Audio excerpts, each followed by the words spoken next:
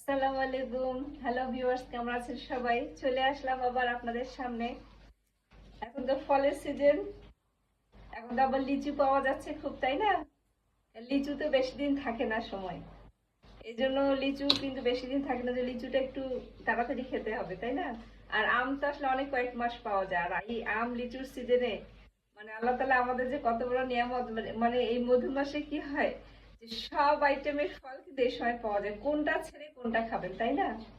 আমটাও তো তাও অনেক দিন পাওয়া যায়, কিন্তু লিচুটা কিন্তু পাওয়া যায় না। আমার লিচু কিন্তু অনেক ফেভারিট, লিচু আম অনেক ফেভারিট। তো এই যে দেখতে পাচ্ছেন লিচু, আমার মতো কার কার পছন্দ লিচু? আমার কিন্তু খুব পছন্দ লিচু, মানে এটার কোনো ইয়ে না, আমি খেতে পারি সারাদিনে একটা দুটো করে করে খেতে পারি, একবারে অনেক কয়টি আমি খেতে পারবো। তো কাদের কাদের পছন্দ বলেন? এটা হচ্ছে কি লিচুর নাম বললো, চায়না কি যেন নাম, ভুলে গিয়েছি আর কি। তা আমার খুব পছন্দ আর কি, কাদের কাদের পছন্দ আমার মতো লিচু? এই যে ছিলে রেখেছি,